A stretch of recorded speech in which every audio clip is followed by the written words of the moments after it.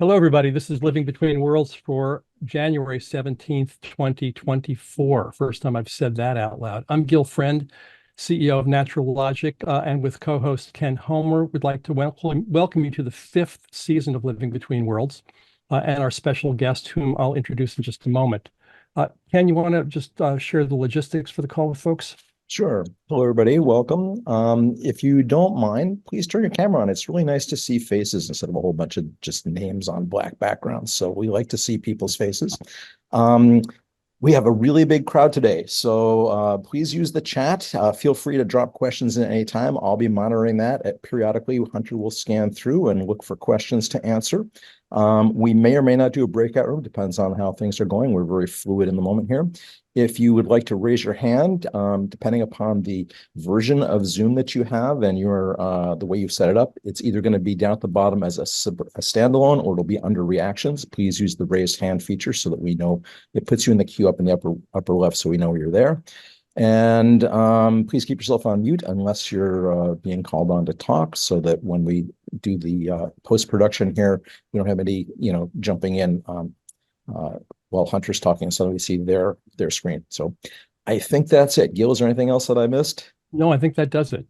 Thank you, Ken, for that. So many of you have been with us on these calls before. Some of you are new. Just by way of background, we began this series in the early days of COVID. I was struck by the congruence of the COVID climate and other messes that we're living in, the challenge of moving at speed, scope, and scale in the face of what has become called polycrises and metacrises and so forth, which we've called the challenge of living between worlds and doing that with grace and dignity and power. These 40 sessions, we'll post the archive link in the chat. We've discussed COVID and climate. We've discussed the structural defects of capitalism. We've discussed the places to intervene in the system, tipping points, systems change, thinking, feeling, sentir, pensar, and more. Today, we return to our focus on the climate crisis, and I'm delighted to welcome my friend Hunter Lovins.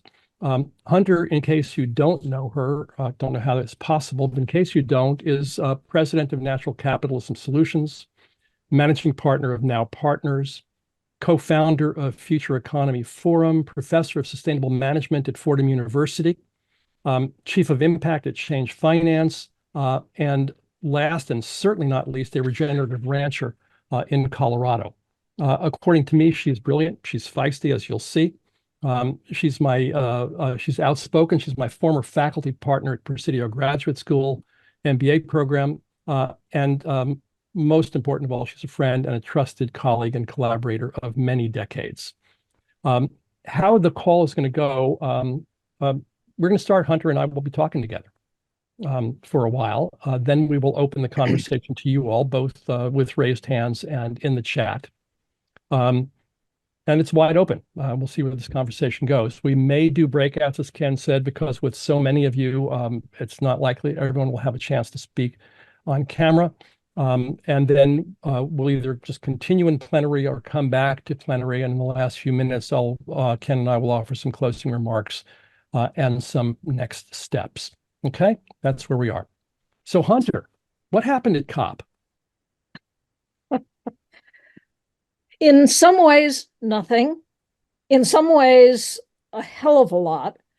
Now Partners, through our Future Economy Forum, put on 65 separate events in 4 venues around Dubai. So we ran our asses off. We had a team of, count us, 5 of us. And so COP went by real fast. The COP, for those of you who don't know, is Conference of Parties. It is the UN's annual exercise in frustration where 190 some, this year I believe it was 7, countries come together in theory to negotiate how to deal with the climate crisis. In fact, they don't. And in fact, they can't. The UN Framework Convention on Climate Change, which set up the COPs, is structured in such a way that any one nation can veto any action. Saudi makes $1 billion a day every day they delay action on climate change. You really think something's going to come out of the COPs? And for better or for worse, this is not my first rodeo. That is the pin from COP 3. That was Kyoto. Yeah, I was at COP in Copenhagen when it visibly failed in front of the whole world, and at the COP in Paris where Christiana Figueres pulled a rabbit out of a hat, in large part because she spent the year before going round to all of the parties and negotiating what at that point was the only agreement that could be negotiated, which is the individual nationally determined contributions, INDCs. So now, rather than a global agreement to limit greenhouse gas emissions to some set, which had been the Kyoto Protocol, it's like, well, you all tell me what you're going to do. And if you take all of the Paris commitments, the world gets to somewhere around 2.8, 3 degrees C additional warming over what the planet was when we began the industrial age, 280 parts per million. We're now at about 424. Yeah. When climate science was, well, climate economics, more to the point, climate science has been around since the late 1800s with Arrhenius, who pointed out if you keep emitting CO2 and other greenhouse gas into the atmosphere, you're going to get a warming planet. Guy named Nordhaus said, well, 2 degrees C is the safe level. By that, he meant limiting warming to 2 degrees C additional would not cripple the economy on some modeling that is wholly counterfeit. That's where the 2 degrees C number comes from, i.e., it is scientifically meaningless. Scientists like Jim Hansen have said 1.5 degree additional warming is the upper limit of safe. And by safe, they mean 50-50 chance we won't have a catastrophe. If I said to you, here, come drive with me, 50-50 chance we won't have a fatal car wreck, but believe you'd drive with Gil. So we are Who can't offer you better odds? This year we are nearing the 1.5 threshold. And Hansen has said we will exceed it next year. It was thought we would not exceed it until well into the 2030s. We're here. Yeah. And go ahead. Yeah, Hunter, you said from out of Paris, 2.8 degrees based on those agreements, but that's if countries comply with those agreements, if countries fulfill those plans. Is anybody, country or company, at all on track with their climate commitment? There actually are a few countries that are getting close. Costa Rica has a shot at meeting its Paris agreements. The Gambia too, right? No. And the Gambia I've heard too, but it's a small player. It's a small player. Yeah. And we are, take your pick. Business as usual before Paris, we were headed for 6 degrees. The belief now is that we're not at risk of 6 degree because of business. It is now cost effective everywhere on Earth to use renewables instead of fossil. And that is in the face of $2.7 trillion in fossil subsidies. And some people say much higher that are thrown to make the price of fossil look cheaper. I'm a free marketeer. Let's get rid of all subsidies. Let's let these technologies compete in a real market. And then you would see the end of oil. You would see the end of, well, a lot of what is causing the planet now to hit, as Rockstrom has said, 15 tipping points, 9 of which are in motion. We are exceeding the planetary boundaries that Rockstrom and the other scientists warned us we ought not to do. We would solve this problem. We know how to solve the climate crisis at a profit. You do 2 things: stop emitting greenhouse gases largely from fossil fuels, clean up a little bit of industry, and implement regenerative agriculture.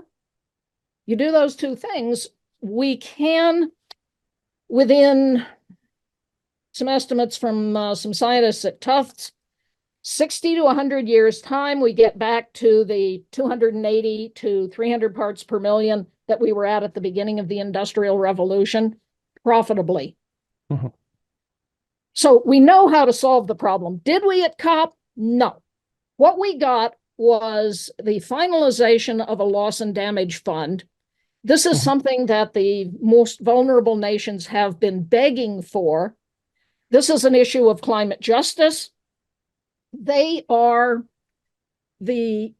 collectively responsible for something like 4% of global emissions, and they are suffering most of the harm. And so the nations of the world pledged $700 million to try to deal with loss and damage. The annual cost is $4 billion a year. So we're nowhere near funding the loss and damage fund. And the money that was put into that is money that was already pledged for development. So did Hunter, we do any good with that? Yeah. And we got this great announcement in overtime, extra innings of a transition away from fossil fueled energy systems. Everybody went, yes, we have an end of fossil. No, we don't. By energy systems, what they mean is fossil energy used in power plants. At Glasgow, there was already the agreement to phase out coal. So that's already in place. Petroleum use in power plants is 3% of petroleum use. So again, this is a non-announcement. Like, sorry. What else did we get? The forest people got various recognition of the damage that is happening to forests, the need to stop deforestation. Those are real achievements, and it's worth doing. The real reason to go to COP, I mean, why burn jet fuel to fly halfway around the world to sit in rooms where nothing is going to happen? It is the coming together of the world to talk about climate. So I spent my time with heads of state, with ministers, with CEOs, with heads of NGOs, talking about how do we implement these real solutions. And a lot of good things happened there.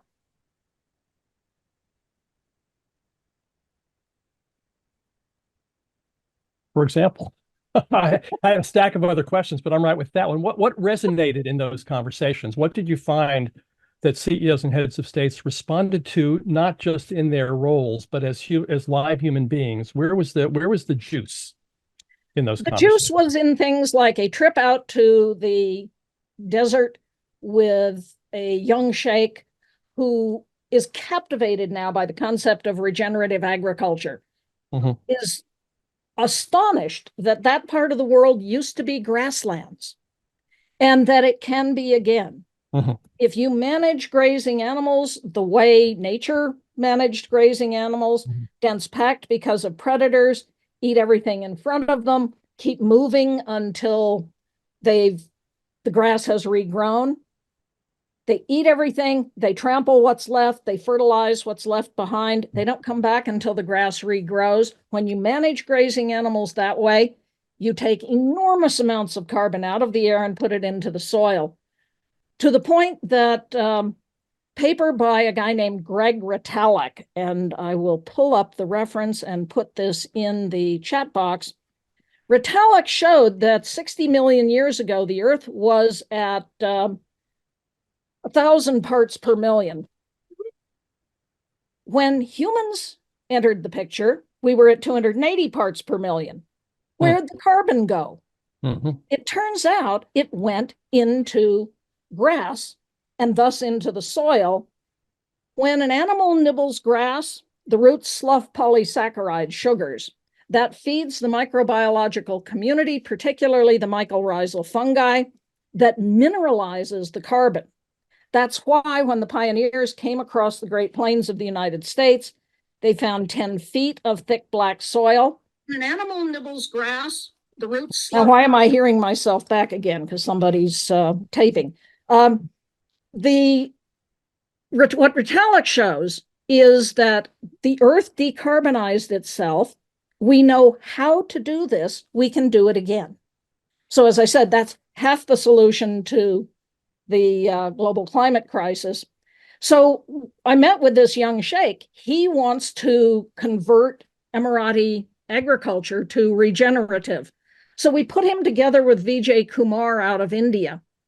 Runs a thing called community managed natural farming. He's working with 1 million plus poor, largely women Indian farmers, helping them convert from the way they had been doing it, in many cases, the green revolution with high cost fertilizers, pesticides, herbicides, to no poisons, entirely organic, using Gabe Brown's 5 principles of minimal disturbance of the soil, living root in the soil year round, cover on the soil year round, diversity of crops, and animal impact. In India, they don't eat the cows, but they need the cows. It is that manure that enables them to make a compost-based fertilizer, a mycorrhizal inoculant. They use only indigenous seed and no poisons. He has tripled productivity, doubled profitability amongst these poor farmers. It's now spreading. And we put Vijay together with Majid, put them together with Helmi Abulesh out of Egypt, Sekhem, magnificent program in the Egyptian desert, where they are doing organic biodynamic farming, lifting poor Egyptian farmers out of poverty. They were working with 2,700. We put them together with World Food Program. They're now upping that to 40-some thousand. Built a carbon market scheme with the National Bank of Egypt, the Egyptian stock market, and they're doing south-south carbon transfers. And by the by, if any of you want to offset your carbon, this is, for my money, the best carbon offset in the world. And I will pop up in the chat how you do that. So it's putting these kinds of people together. Again, human to human interactions. Odie says that cow farts are an important release of CO2. Not quite. It's a release of methane, and it's more the cow burps. If you leave cows on grass, they have their heads down eating. In the grass is methanotropic bacteria, so the methane is eaten by the bacteria. The problem arises when you go to industrial agriculture, take the cows off grass, put them in feedlots, feed them corn and soy grown at great carbon intensity, energy intensity, chemical intensity. They were never designed to eat corn and soy. They get sick, so we load them with antibiotics. We eat the meat, we get sick. This is spherically senseless. It's stupid no matter which way around you look at it. Again, if we go to regenerative agriculture, we solve all of those problems together. There's a new set of films coming out shortly from a guy at Arizona State named Peter Byck, B-Y-C-K. The series of films is Roots So Deep You Can See the Devil Down There. He took 5 sets of farms, 1 regenerative, 1 industrial, put hordes of scientists out on the land for 4 years, studying everything from CO2 equivalent gas releases, so CO2, methane, oxides of nitrogen, health of the land, carbon in the soil, health of the animals, health of bird populations, health of insect populations, profitability of the farms, and showed that you get a massive net sequestration of greenhouse gases on the regenerative side. Interestingly, you actually get some sequestration on the industrial side because, again, these cows are on grass. But when you manage them holistically, the work of Alan Savory, this is such a net sequesterer of carbon that if we were to do this on all the world's grasslands, 60 to 100 years' time, we get back to 280 to 300 parts per million. Very, very hopeful. Helpful, enormously important, something most people don't know about because, most of the public talk about carbon capture and sequestration is about large high-tech industrial systems that existing fossil fuel companies can adapt to. It's not about regen agriculture. You've got the industrial agriculture system in place, parallel to what you talked about, the Saudis making $1 billion today on drilling. So how does this all shift when there's such a consolidated body of vested interest in the way we've done it? And the new things that you're talking about, which to me are thrilling, echoes my ancient background in sustainable ag. But these are little pieces all over the place, gradually getting stitched together one by one in these face-to-face conversations, arguably the way change really happens. But how does it scale and displace the existing game? That is the question, isn't it? And what's really clear is it won't happen at the COPs. Mm-hmm. So a group of us are working. I was asked by a very senior UN official to help him create an alternative, help him implement, he's already created it, an alternative to the COPs. This is still in stealth, so I'm not going to talk a great deal about it. Mm-hmm. But our tagline is, but what can I do? I'm just one person. Yeah. Said 8 billion people. Yeah. And clearly we need an alternative mechanism. So a group of us around the world are in the process of trying to put this together. Watch this space. Excellent. The other half, of course, is market mechanisms if we let them work. Dr. Mark Jacobson at Stanford has shown that we could be, by 2035, 100% renewably powered with a 6-year payback. Mm-hmm. And if any of you don't know Mark's work, just Google Dr. Mark Jacobson.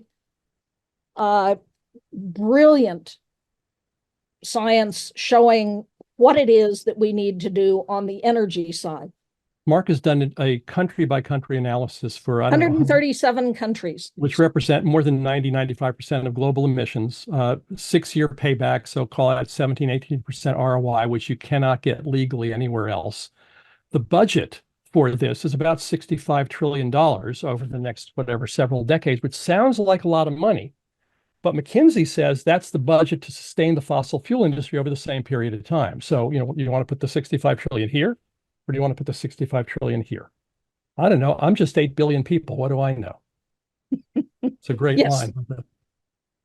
So stepping away from the physical details for a second and back to COP. COP, you said, is crippled by being a consensus process. It is not a consensus process. Okay. We're at a consensus process whereby the overwhelming consensus would rule. It is a one country can veto everything process. That's a little different. Any prospects for that ever changing, or do we need to just build another show somewhere else, as you're talking about doing? Good question. I mean, some people have suggested that, what if the 10 most significant emitters in the world got together and said, we're going to do this. Y'all follow us or not? Make any sense?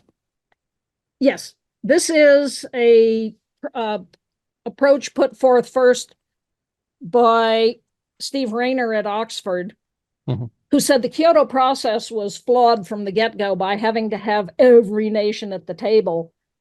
And so, yes, if the major emitters got together and said, right, here's what we're going to do, that would be a big difference. Is that going to happen at a COP? No, that will take something else. If any of you follow the writings, the speakings of Antonio Guterres at the UN, mm-hmm. the head of the UN, he is apoplectic at how little progress we're making. And so it is possible that the UN could dig its head out. I'm part of several groups that are looking at how do we reform the COP process. The mm-hmm. Club of Rome, Sandrine Dixon de Cleve, who's co-president of the Club of Rome, has been leading this effort for some time. Johan Rockström, the great climate scientist, mm-hmm. is working on this as well. We had this conversation at COP, so it'll be interesting to see. But myself, I think it's going to take moving outside of the COP process and going to all of the people of the world and saying, let's do this together. Maybe we go both ways. We go to all the people in the world and say, I'm just one person and 8 billion of us. And we try to get the United States and China and Europe, EU, in some way to take a step together. Not easy to do, but if that happened, wouldn't that tip the game? I think so. Yeah. Yeah. So as I say, I'm hinting at what it is we're doing, but watch this space. Yeah. One more question for me, then we'll open the room. I just did a piece last week, I don't know if you saw it, saying, well, COP doesn't really matter. And of course it does for all the reasons that you say, but from, you early on cited the importance of the business world and the innovations that are happening on the ground in business. And if I'm advising a business client, I'm saying to them, don't track the COP any more than you would track the regulations, track the living principles of the living world, how things work on this planet. You know what the roadmap is. The roadmap is renewable and edible and cyclical. It's regenerative. Do that as fast as you can, faster than the regulators want, faster than your customers want, and faster than your competitors might be doing. So from that perspective, COP doesn't matter at all. Yes or no? Sort of. Okay. I'm about to put into the chat a series of articles that I wrote leading up to and at COP on what is and is not happening there. Great. As many of you know, years ago, gosh, almost 40, we created a little group called Rocky Mountain Institute on the thesis that we could work with the business community. And it was very much in the interest of the business community to implement more regenerative practices, to behave more responsibly to people and planet. Yes, that's true. And it hasn't happened. Yeah. We wrote Natural Capitalism in 99. At that point, we were kind of going on guts. Like, really, really believe us, there's a business case here. 2005, Flammer showed that the companies that are behaving more responsibly are outperforming. By 2019, even Larry Fink was on board. A year or so later comes the framing of ESG. Now you have the backlash and all these companies are going, oh, excuse us, we didn't really mean that. And if I look back over my history of book after book after bloody book after consulting, at one point, Natural Capitalism Solutions was consulting for companies representing something like 3% of US GDP. I've consulted for most of the big companies. Many of you on the call do this as your bread and butter activities. We've failed. According to the scientists, we're losing. And yeah, one of you put in that Hansen thinks we're going to hit 350 by this May, likely. So what then? And literally about 2 years ago, I was going to hang up my spurs. I was going to quit. And do what? Ride my horse, watch an eagle fly. Yeah. Retire. Yeah. I had sat on the board of a brilliant little battery company, which had exited happily, and this astonishing amount of money landed in my bank account. It's like, whoa, I learned something. I've always sat on nonprofit boards. I sit on for-profit boards. They have stock options. Yeah. I'm doing and more my husband's been after me to retire. And so I thought, you add up everything I do. Is it enough? No. Do I know what enough is? No. Then why go down the road? Why burn carbon? And so I was going to hang up my spurs. And so why didn't you? Because a very senior official at the UN, whom I had fought for 2 years prior as part of a UN program, gave a speech on regenerative agriculture I could have given. I thought, well, so I walked up to him, stuck out my hand, said, howdy, my name's Hunter Lovins. He laughed. He said, I know who you are. Like, yeah, probably so, huh? I gave him heartburn for 2 years. I said, I may have been wrong about you. And we sat down and talked, and he pitched me. I thought, okay, that's big. Yeah. It's too big. I have no idea how to do it, nor do I know anybody who could.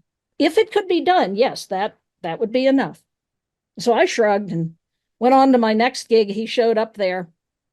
We wound up, for some silly reasons, 7 hours on a bus crossing Italy. I had no agenda. We were just riding down the miles. We were both telling war stories. And somewhere in the middle of Italy, I thought, son of a bitch, he can do it. And he looked at me and said, will you join me? And I looked at him and I said, I will ride for your brand. I said, you have no earthly idea what I just said, but let's go. And since then, so now I just have to go raise. We are variously told we need $2 million, $5 million, $30 million to pull this off. So yeah, I'm in fundraising mode. It's a little hard though to raise money when you say to somebody, I can't tell you who's involved and I can't tell you what we're going to do, but trust me, it's big. There's times for that. I take some comfort in the realization that I really don't know how this change happens. This is not like cause and effect like billiard balls, and we are falling behind and yet we're having impact. I mean, that guy who gave the speech that you could have given might have seen something that you said or that some of your colleagues said. And so the influences ripple slowly and gradually. We've had sessions in the past about tipping points, which I don't think is a mechanistic magic number that if you hit a certain percentage, things flip over. But we do know that change is discontinuous and that things look stuck and look stuck and look stuck, and then suddenly they move. And so for me, that's what fuels me, and just continuing to do the pieces that I can do as just one of the 8 billion of us, hoping to have little inroads here and there and occasionally getting some feedback from somebody that had actually made a bit of a difference. Hunter, the one thing I'd caution you on is the Martin Luther King quote. This is not the time to engage in the luxury of cooling off or to take the tranquilizing drug of gradualism. Now is the time to go hard. Going hard, ride hard. So that's what I'm doing. That's why we're all here. Thank you. We've got a bunch of hands up. Let's take some let's go. Conversation from the room. Mark, then Jane, then Shams, then George. A reminder again, if you want to speak, raise your hand. If you have questions and don't want to speak, stick them in the chat. We'll handle as many of them as we can. Mark, go ahead. Thank you. So I'm looking at it from an economic point of view and a technology point of view, and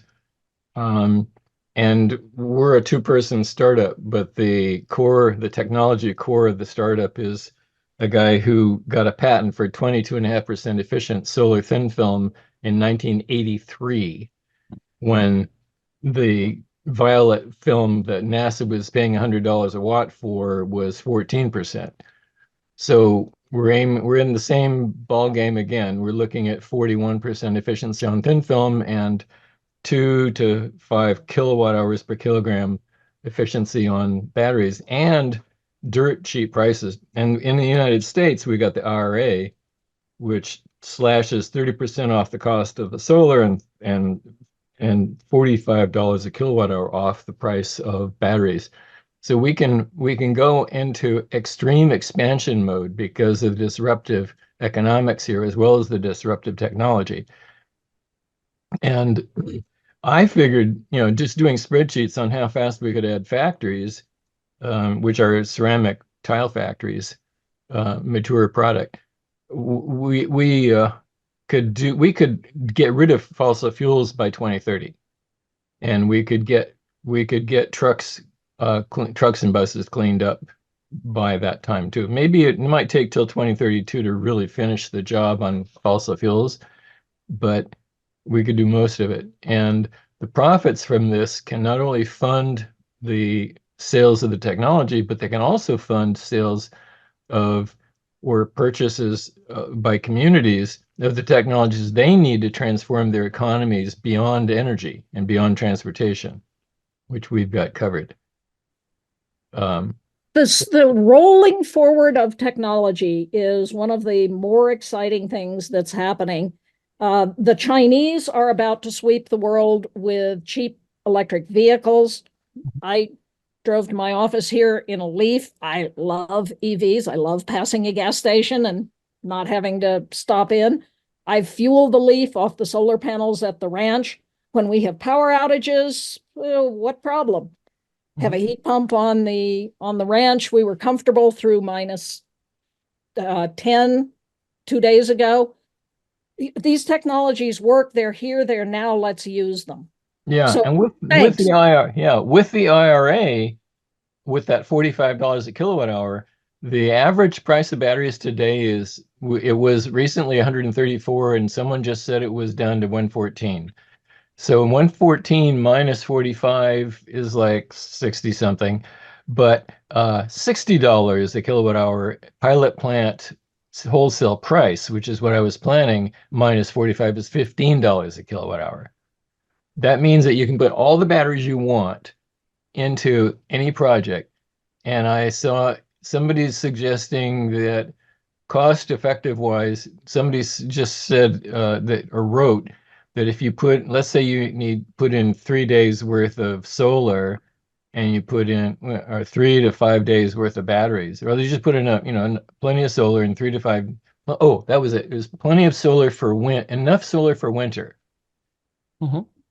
And 3 to 5 days of battery storage would basically take you off the grid. Yes, 4 days is the canonical number. Australia's doing this. Hawaii just closed down its last coal plant, put in a big battery. We know how to solve the energy crisis just through wind, water, solar. This is Mark Jacobson's work. We got plenty of technologies now. If yours come aboard, bueno. So again, thanks for what you're doing. Jane. It's a thrill to see a rancher fresh from COP28 talk about deep soil and punching cattle in the right way. And it's kind of amusing to think of cowgirls and cowboys kind of taking the place of the old predators, the great predators of the grasslands. Maybe we'll get there again someday. I'm picking up off of China, and I wonder if you've heard discussions, some of them disturbing, and I can't tell how much of it is propaganda, of Chinese interests buying up huge amounts of American farm and ranch land, particularly ranch lands that are close to military-owned properties in the United States. But I wonder at the prospects of if this land is bought and agriculture is engaged in, whether a country that's notable for having the only nation in the world with the Department of Ecology would become farmers in the United States and regenerative ranchers. No. The Chinese are very smart. The Chinese have written into their constitution that they will be the ecological civilization. They are the largest deployer of renewable energy around the world. They deploy every year more than the rest of the world combined. And no, that's not the reason they're buying up land. Now, I used to spend, before COVID, I spent a fair amount of time in China working with a number of people there. It's gotten a whole lot more difficult, and the Chinese are back now on a hegemonistic agenda. So no, I would not trust the Chinese to be better farmers than the young people of the US. And what we ought to be doing is buying up land and enabling young people to become regenerative farmers. I will go tonight to a meeting of soil. Woody Tash created slow opportunities for investing locally. There's a group of us in the Boulder Valley who each put in $300 some a year. Some people put in more. We meet once a month and give loans to people who are doing regenerative agriculture at zero interest to enable this to spread in our neighborhood. True patronage of the future. Yeah, I like your model better than Bill Gates investing into farmland. Actually, it's between the Chinese and Bill. I might take the Chinese, but yes.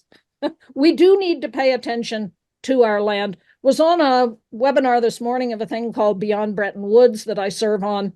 This is a group of people trying to rethink the Bretton Woods financial institutions. Brilliant guy out of Africa who has done a book on the just transition, talking about how Africa is still being colonized by the companies from the North who come in and say, oh, we're going to give you jobs to make stuff that then gets exported to the North, or agricultural interests to grow things to get exported to the North. And as a result, Africa imports all of its oil, essentially all of its food, essentially all of everything else that it uses. And this goes back, in fact, Moose Schuman is on this call. Michael Schuman, who is the master of local economic development. How do you, and if you guys aren't, you should subscribe to his Main Street Journal. Here's how you do real economic development: by enabling people in communities to own their own businesses, to produce for food sovereignty, to produce as much stuff as you can locally, to ensure that you get a net economic gain out of any investment that comes into your community. The stuff we did years ago with the Economic Renewal Project. Michael has all of these books. Go to your favorite local bookstore and buy Michael Schuman's books on economic development. This is what we need to be doing in this country, and indeed in developing countries. And from that perspective, the potential for Africa is huge. Africa's seen, from a local economic development perspective, the resources that are there, the population and growth, level of education, which is uneven, but the Africans that I've met who are educated are brilliant and full of fire about a creative future for that continent. So yes, indeed. Michael Schuman, do you want to add anything at this point? Yeah, Moose, jump in. Not to put you on the spot, but I'm putting you on the spot. Well, the one thing I would add to this is the incredibly important role of finance. And we have talked about all of the technological opportunities and policy opportunities and desubsidization opportunities. But if we want to move this faster, we've got to shift our investment. And my guess is that if we did an informal survey in this call, we would find that maybe 1% of the people on the call were putting as at least 1% of their money into local economic development. Almost everyone else is fully invested in Wall Street. So shifting small percentages of our capital as fast as possible in any way as possible is pretty critical to turning things around. Michael, thanks. Very specific. Shams and then George. Hello, Gil, Hunter. Thank you so much. You're such dynamic forces in remediating especially our energy conundrum. I wanted to segue from this other aspect that's been touched on, regenerative agriculture and local community development, to raise a kind of perhaps a somewhat disruptive question here. But what if what underlies climate change, diversity loss, and our other crises fundamentally is our outsized footprint and planetary overshoot, which is now 1.7 planets per year? So you know why? Do you know where that math comes from? Wait, one more thought. Do you know why? Do you know what the overshoot is? One more thought. So in that context, and I want to hear what you have to say, but providing less deleterious sources of energy, the renewables, and this is rarely talked about, have themselves quite high footprint costs, resource costs, to enable the world to continue more or less pretty much to continue to turn as it has, including rapacious direct destruction of the environment, of ecosystems, is not, in that sense, a solution. What seems to me to be required is reducing consumption, waste, and population. That where the footprint lies in human behavior. Okay, Hunter, I want to hear from you. Well, I wanted to hear from you. You talked about the overshoot. What is most of that overshoot? Have you looked into those numbers? Yes, I have. But what is it? What is it? Material consumption? Is it mining? Is it farming? Where does that so-called overshoot come from? That's a good question. I'm not prepared. It comes from carbon emissions. Essentially, all of the overshoot, fair enough. Matthias Wagernagel, Bill Rees, who put forth the concept of global footprint, of overshoot, have a point. But if you take away the carbon emissions, we're not in overshoot at all. And the recent UN numbers, fertility rates are decreasing at a rate that's actually concerning to a lot of countries. They're saying, wait, we're losing our demographics. Yeah, I know that. And so, one, the population problem will take care of itself. And this has always been true. Assuming that we had ever-growing population, it would take care of itself through misery. Not a good answer. Yeah. It is taking care of itself because, one, women are waking up. They're realizing that more kids is not an answer to what do I do in my old age. They're moving to cities. In cities, you tend to have fewer kids. Women are getting jobs. And if we want to help with dropping the population to zero population growth, and I served on the board at ZPG for a while, do things like Ashok Khosla in India, where he works with poor women, helping them get jobs in green technologies. When they have a job, they delay pregnancy until they're 29, 30. That erases 6, 8, 10 generations.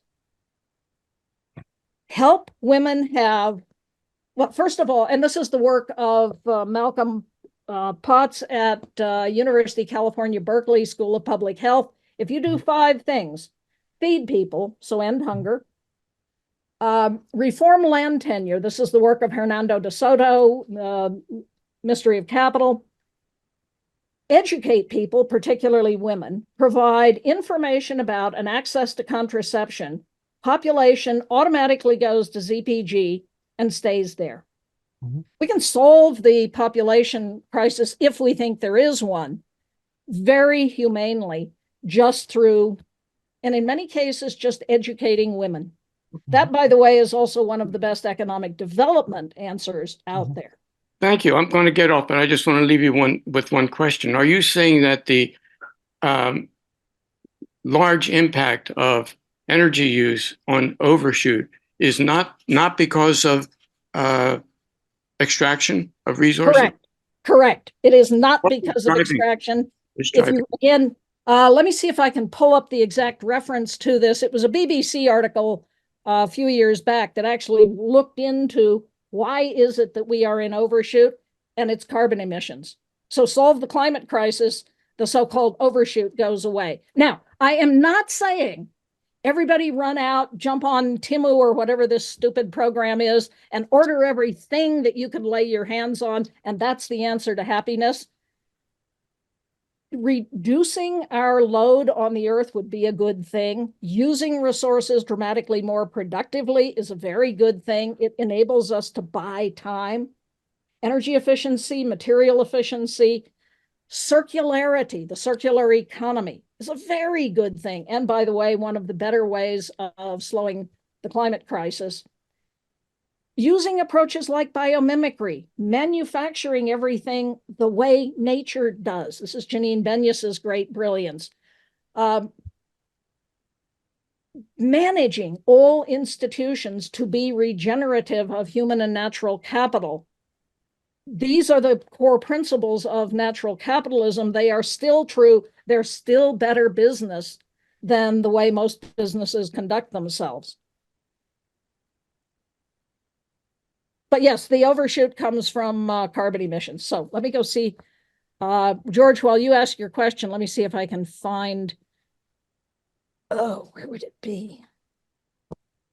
Okay, well, Amory Lovins used to talk about what 90% of everything that we buy goes into the dump within 6 months, and about More than that, but yes.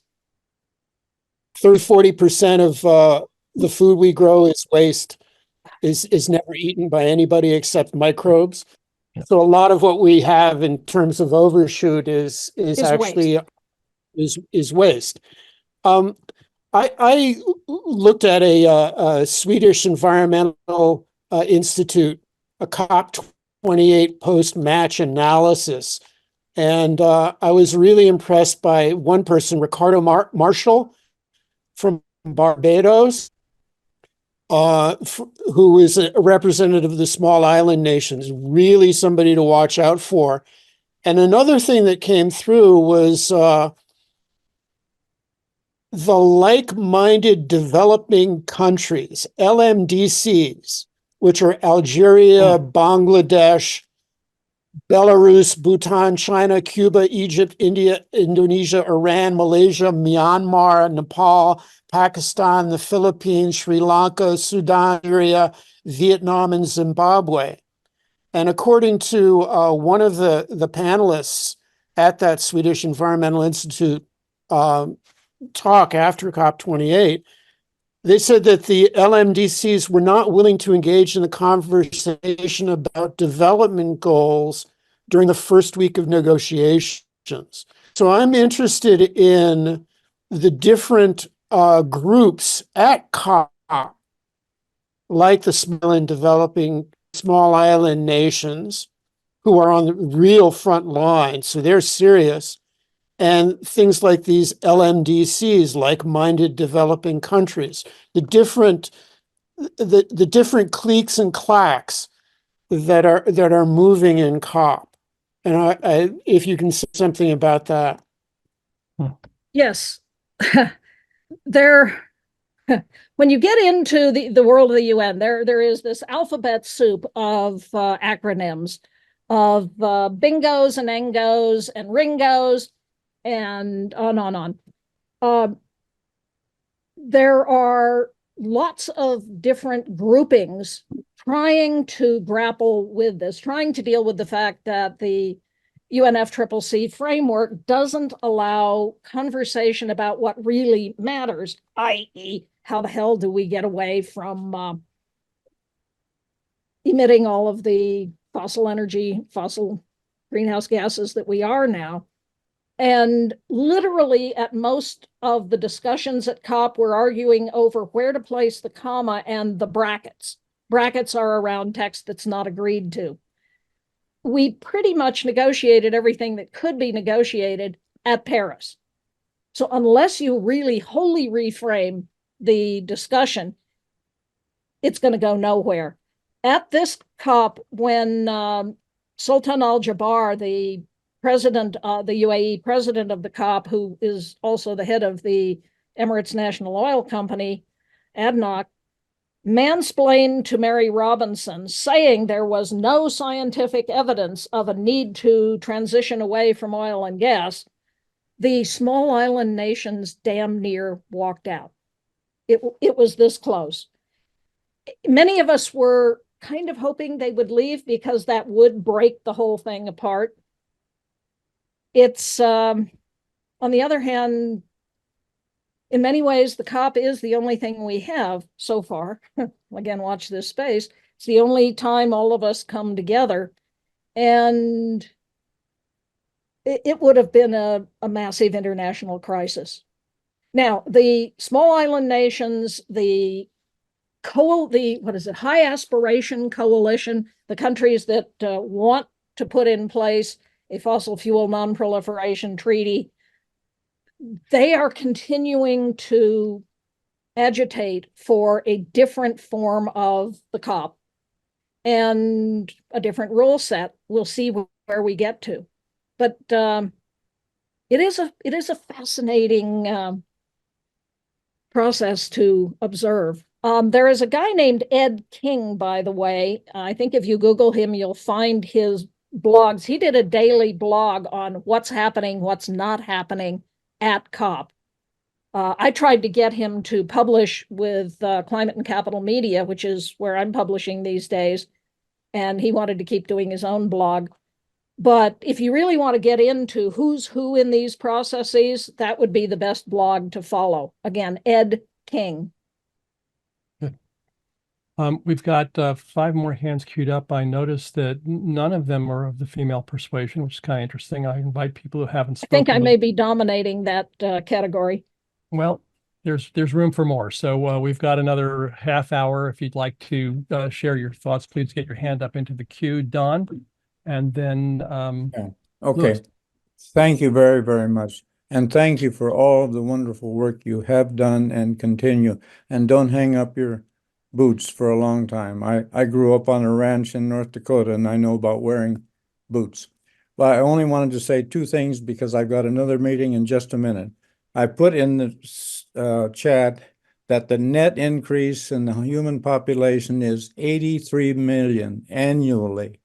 And that isn't trivial as a driver. That's one of the elephants in the house, if you want to call it that. And so often, and you too, have totally overlooked the role of geothermal. And we are underutilizing geothermal globally. There are thousands of places where we can tap into geothermal. And thirdly, we're wasting 35% of our food. As an agricultural worker and a net regenerative agriculture, there's much more like that, but I must go. I've got another meeting now. Thank you so much. Thanks so much for being with us. You're spot on about geothermal. Google did a study a couple of years back, showed there is more capacity for cost-effective geothermal under West Virginia than there is coal resources. Geothermal is another one of the renewables that has an enormous amount of potential. Okay. Yeah, as with carbon capture, the question isn't just what resources are they and where are they, it's who owns them. It's also what does it cost? Well, carbon capture is extraordinary. Well, unless you're doing regenerative agriculture, carbon capture. Well, let me mechanical carbon capture is horribly expensive to Hunter, capture 0.01% of emissions. Let me continue the thought. Yes, that's true, but there are certain players who make money at that, who are different players than make money at the other things. Different folks make money on coal and geothermal. There may be an overlap there. So, it's not just a question of what are the economic analyses, it's who does the counting. Very good point. And who counts up the gold. And so back to your point about the soil fund in Colorado, not just looking at farming practices, but looking at ownership of land. We're turning an increasing amount of our work on the ownership of companies, not just, not employee engagement, employee enrichment, but employee ownership. How do you share the value with the people who create the value? And that produces a different decision matrix than, I got $1 billion a day coming in from drilling oil versus Mark Jacobson's compelling economics or something different. But that doesn't speak to Sheikh Al-Jabbar and MBS and those in the same way it speaks to you and I. The same problem comes up with solar. Who owns the solar? Are we doing big utility-owned solar or are we doing rooftop solar? Rooftop solar, you own it. Well, if you buy it yourself, yeah. If you let the no money down folks put it up, then they own it. Yeah. So, back to Michael Schumann's work, who owns stuff? This will determine a lot of who makes the decisions on this. This is a question. Ken, on food waste in restaurants in California and now in Colorado, a guy named Anthony Mint,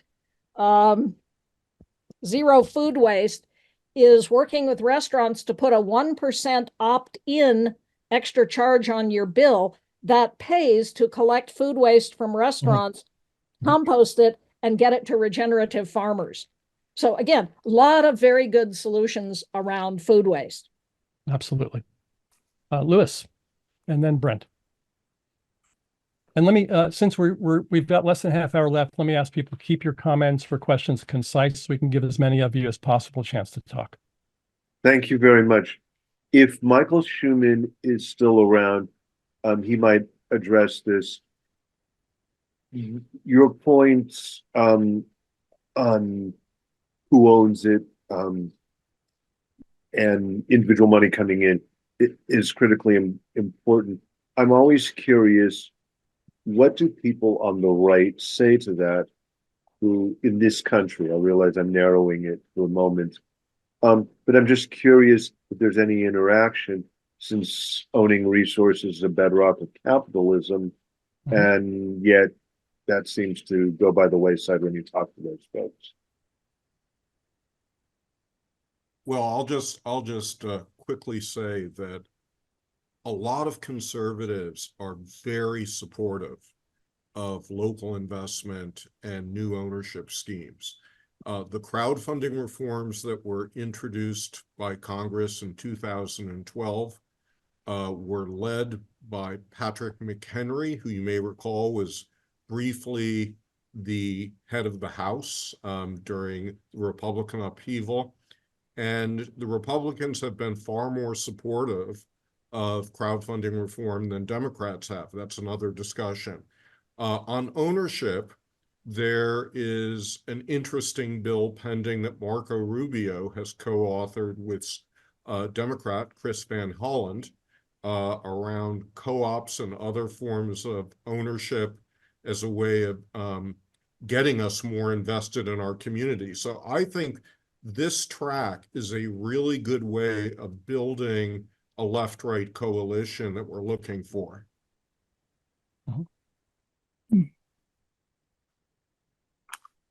Brent, welcome. You're on mute, Brent. Oh, we've lost you. There you go. There we go. There we go. Okay, thank you. Thank you. So, yeah, I work in energy in the built environment. I was actually inspired into this industry 25 years ago by a visit to the Aspen headquarters. And I was interested in hearing your thoughts about the role that that aspect of the problem in your mind plays into what we're facing going forward.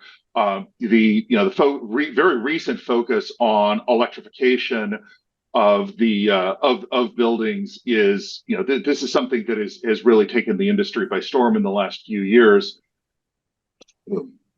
I think it is the other half of our adaptation to high penetration of renewable energy, not only the ability to use that electricity, but also to manage our demand for that electricity so that we're matching our patterns of consumption to the patterns of availability.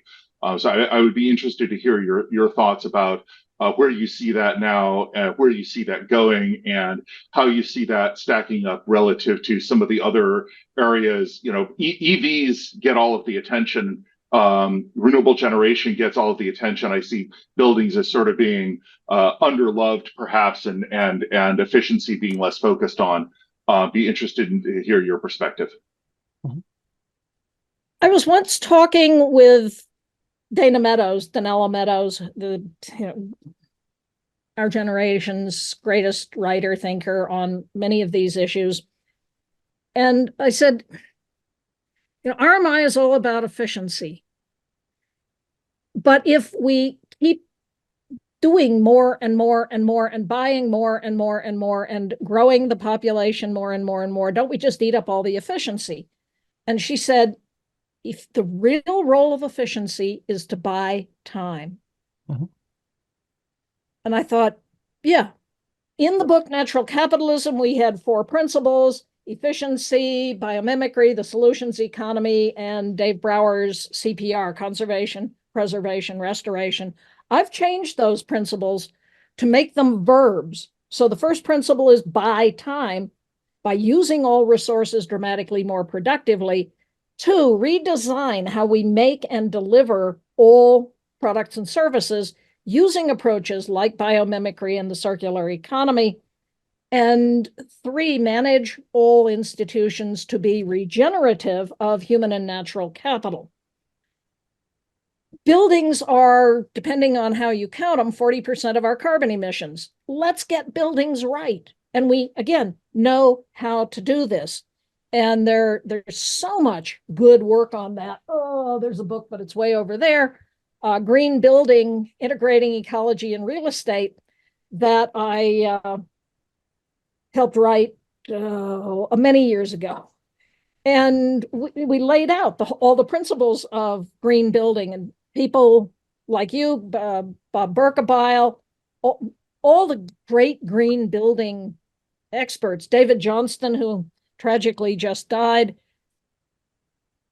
We should be doing this simply as a matter of good building practice. Some places are now starting to require it. California has had several good pieces of legislation.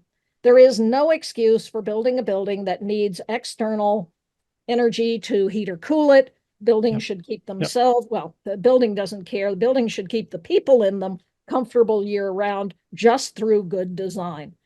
So it's a very, very important area. When, by the way, you do this, you have a more delightful experience of being in the building. When you have good lighting, you can see what you're doing. When you have good acoustics, you can hear yourself think. Green buildings are just more pleasant to be in. And again, where this has been done, you get up to 16%, 16% higher productivity from things like good lighting, good air quality. Do you know that in most buildings, CO2 concentration is 1,000 parts per million? I was at COP with a guy who had a little CO2 monitor, and he kept posting it around. I was like, shit, here we are talking about CO2, and we're inside buildings where we're poisoning ourselves. 1,000 ppm is standard of practice. Yep. Standard and that is, you're making yourself stupid at higher concentrations of CO2. So yeah, buildings is very important. Mark, you're spot on. High performance cement. I'm in a battle here with Cemex cement plant. It emits, 470,000 tons of CO2 every year. It's operating under outdated permits.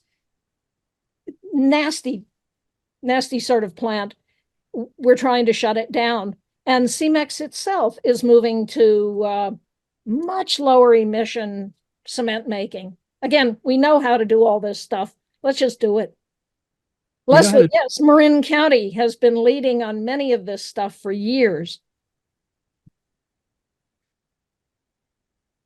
Stuart, before I go to you, I just want to say on the matter of the buildings, Hunter, as you know, I spent 5 years as the Chief Sustainability Officer for the City of Palo Alto, and a good part of the job was working with the building department to shift the permitting. We had the most advanced building standards in the state of California, which is arguably one of the most advanced in the country.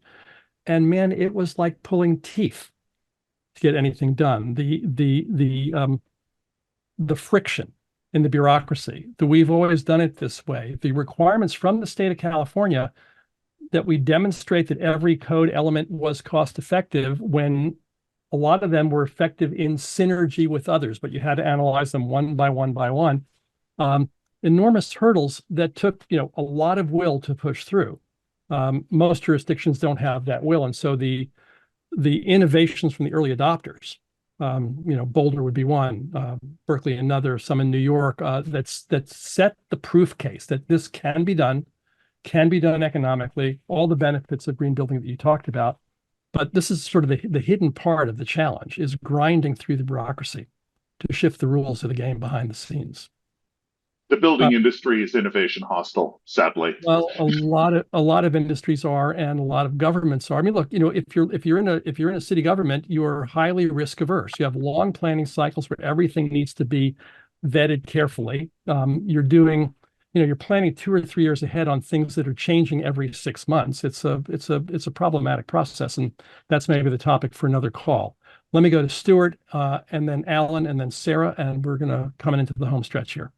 Great, Gil. Thank you for teeing up what I wanted to talk a little bit about, or have Hunter talk a little bit about. I appreciate all of the incredible scientific and technical advancements and solutions and focus. What I'm thinking about, though, is the human element. when we talk about food waste and things ending up in the dumpster 6 months after purchase, I'm wondering, Hunter, if there is any conversation around the element of human change, human adaptation, humans thinking and being a little bit different. And the second part is my concern that it seems that so many of the advancements are imposed or talked about in the context of a traditional capitalist model. And we know the kind of havoc that that has created on the planet. And I'm wondering if there's any thought about that aspect of the solutions that you're talking about. Yeah, how do we make people smarter in a hurry? And thank you, because we have an epidemic of stupidity. we do. It is the arguably the most common element in the universe. We got some folks who are committed to manufacturing stupidity. That's one of our other challenges. We do seem to do that well. We capitalism, I've spent my life trying to reform capitalism, trying to make us actually implement capitalism. What we have now is Randy Hayes calls cheater capitalism. We socialize the harms and privatize the gains. And it would be nice if we tried real capitalism. I wrote a paper, which was, where the hell was it published? Some book or other, on the economics you didn't learn in high school, but going back to Adam Smith, Pareto, Ricardo, and looking at what they actually said. And it turns out much of what they are quoted as saying they didn't, or they used it as a throwaway line, like Adam Smith's invisible hand. He never put any real stock in that. Ricardo, if capitalism is to work, capital has to be locally bounded, i.e. by nations. Companies have to be chartered by the nation. If capital is mobile, Ricardo was very clear, you're not trading to comparative advantage, you're trading to absolute advantage. So yes, it would be really nice to have real capitalism. In the book Natural Capitalism, I believe it was chapter 13, we walked through what you have to have real capitalism, a real market, and then all the reasons why we have none of that. So what we have are very powerful market mechanisms.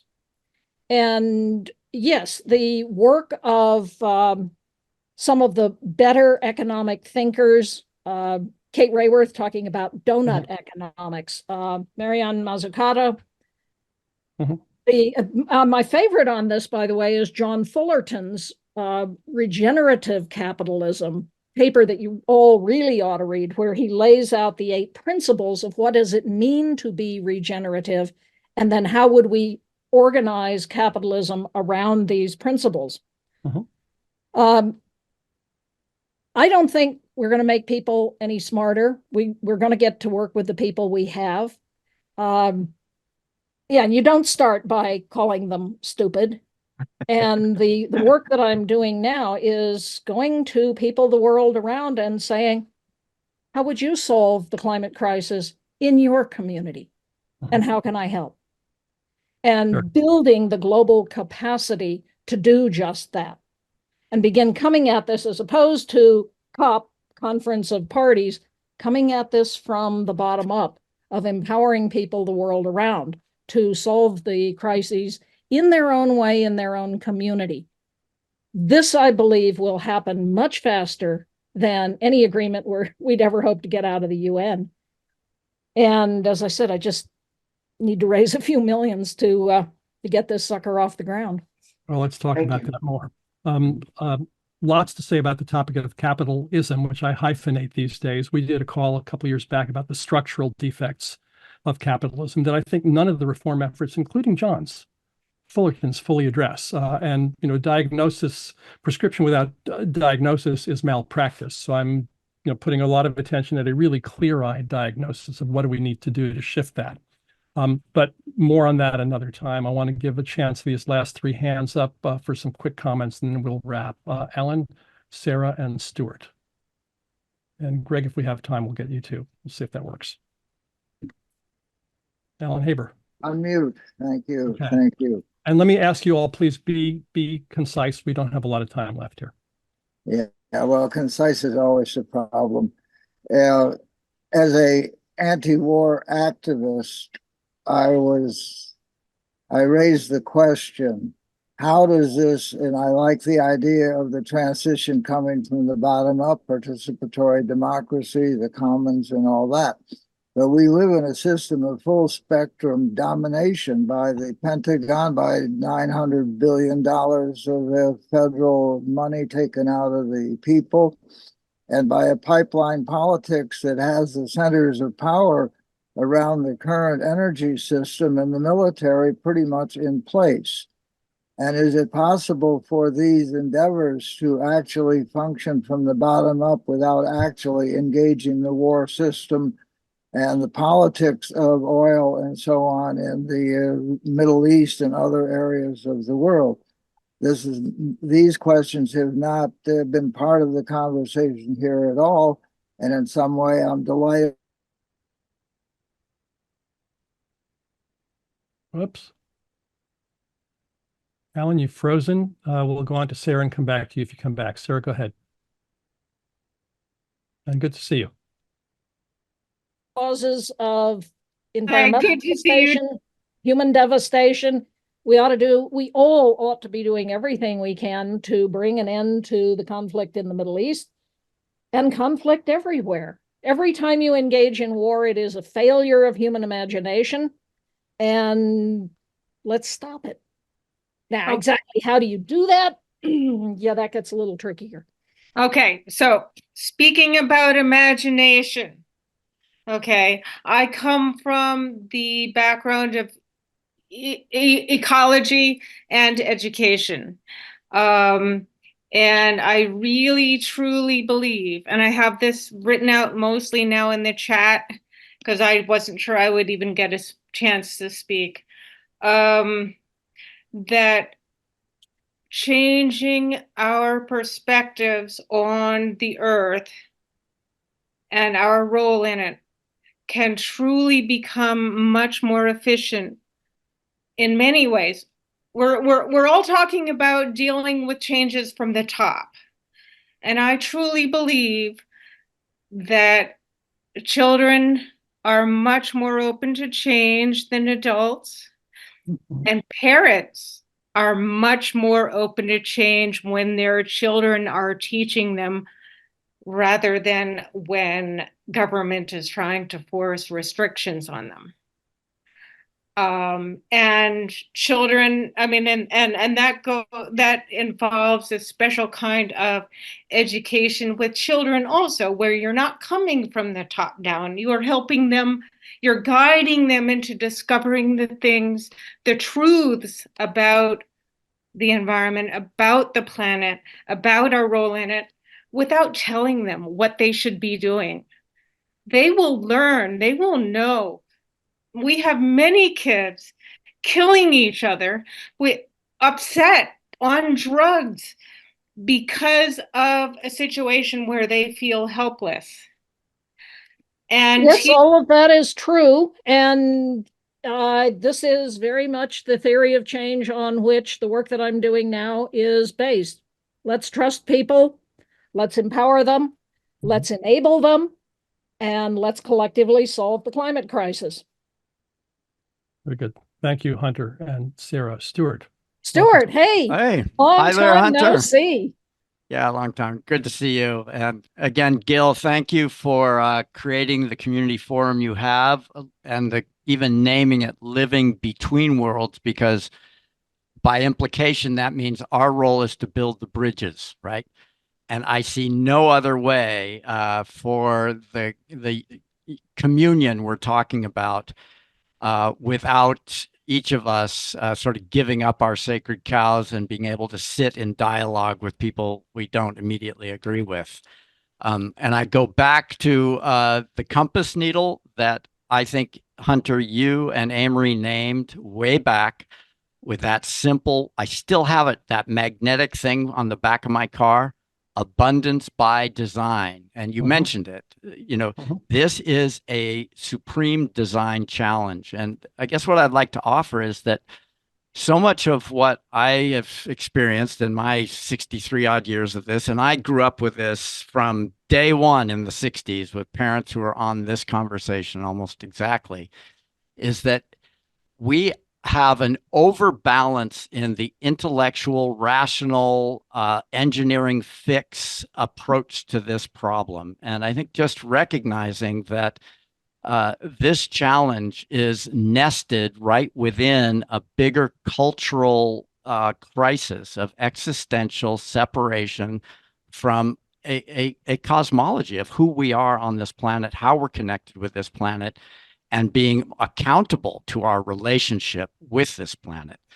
So I mentioned Hazel Henderson's in the chat, her Principles of Ethical Biomimicry Finance. And of course, you mentioned Janine's work in biomimicry. Clearly, the pathway is to get into communication in our communities. I call it in-place impact.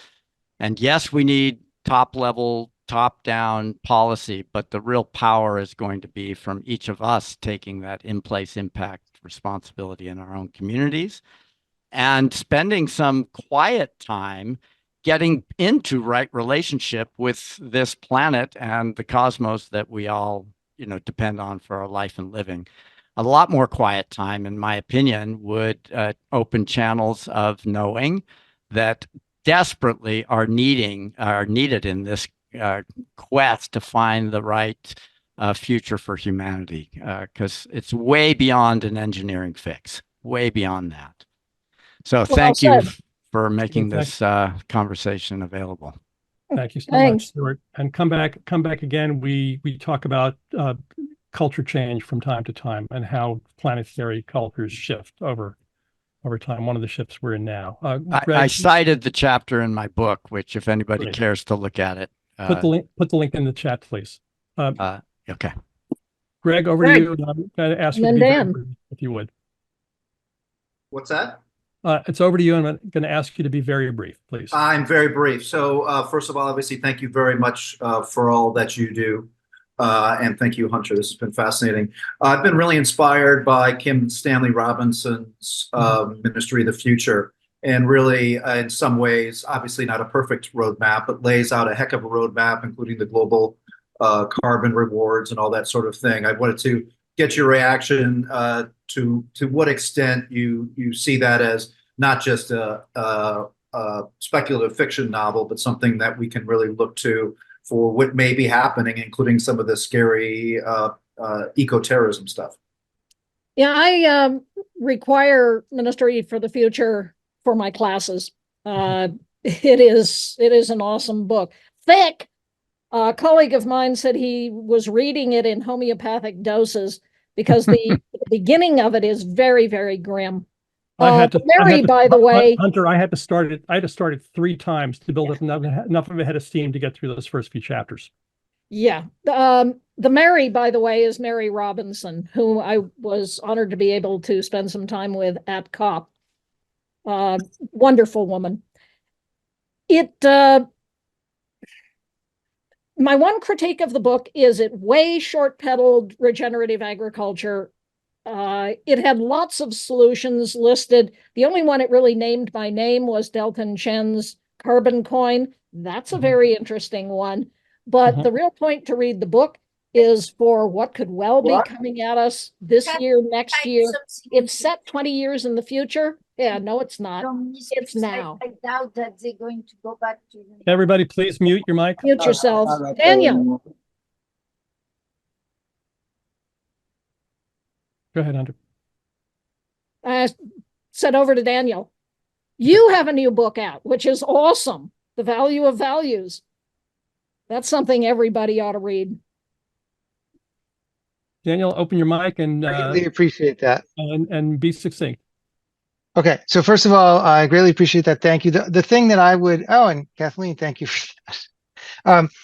I guess just 2 quick things, and I will be succinct. One is that I think it's not, we need to remember that a lot of the things that we have, capitalism and so forth, they're messed up from how they should be.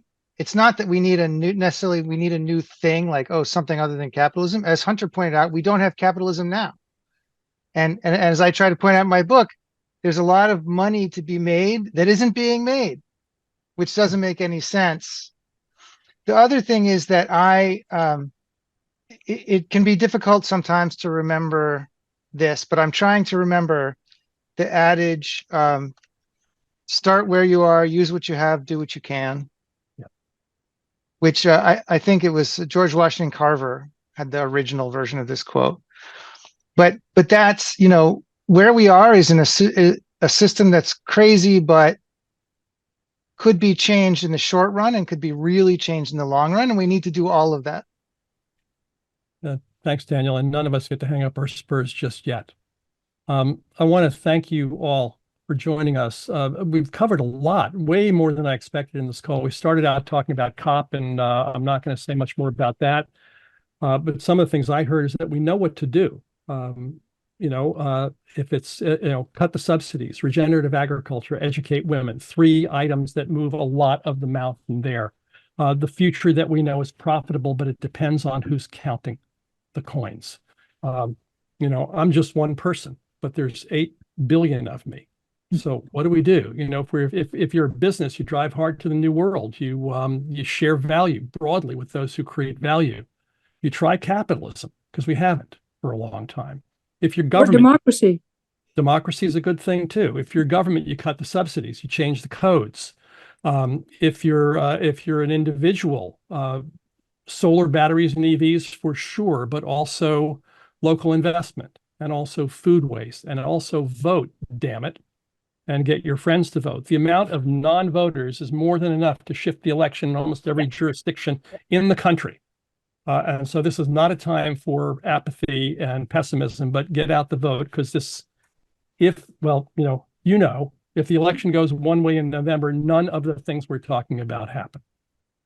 So there's that. They happen faster because all hell breaks loose. All hell breaks loose, and then it's pretty. That's not the preferred route to change. Well, it's a pretty unpredictable route to change. And remember, it's all about design. So with that, Hunter, thank you so much for taking the time out of a crazy busy schedule to be with us. So love every time we spend together. Some people have asked, the video of this call will be up probably by the end of this week, certainly by the beginning of next week. It's on my YouTube channel. I'll put that in the chat in a moment. We reconvene 3rd Wednesday of every month. The next one is February 21st. So please join us then if you're able. Invite your friends. We'd love to expand this circle, expand the diversity of this circle. And that depends on not just us, but you all inviting people. Let's see, what do we got here? Here's the archive link. If you want to save the chat, we post the video. We do not post the chat. So if you want to save the chat, use the 3 dots to grab that, bottom or the top of your Zoom screen. And last but not least, if you want to contact Natural Logic or me, here's some links. I'm sorry for the formatting, got a little wonked here. I've got a Linktree link to give you a sense of the things that I'm up to. I didn't want to take the time away from Hunter. You got a little bit of a sense of what she's up to, but it was tip of the iceberg. There's more there. So follow her at what's best link, Hunter, to track you? I'll put it in the chat, but www.natcapsolutions.org, natcapsolutions.org. And publishing on Canary? Climate and Capital Media. Climate and Capital Media. So check out there. You can follow me on LinkedIn or Substack or our blog. I look forward to seeing you next time on the 21st. And if you haven't had a chance to talk today or post today, please get in touch directly. Love to hear from you, what you're doing, how we can support each other. Thank you, everybody. Ken, what's the last word from our friend Brandy? Second. While I'm queuing that up, why don't we take Hank's? I know Hank will be quick. Sure, go, Hank. I also just want to express my thanks not only to you, Hunter, and you, Gil and Ken, but to all the people who put in terrific ideas in the in the chat. As some of you know, I'm helping to organize a conference in Iceland next month about the futures of democracies, both futures and democracies are plural. And I'll try to post something about that on some of the sites that I think you all know about. And any contributions that you all have to make to thinking about the futures of democracies are very, very welcome. Being held in the home of the oldest democracy in the modern world. Indeed. Great to see you. Hunter, thanks so much. It was a wonderful call. Thank you all for coming. Thank you, everybody. Go in peace and kick butt. You can dance in a hurricane, but only if you're standing in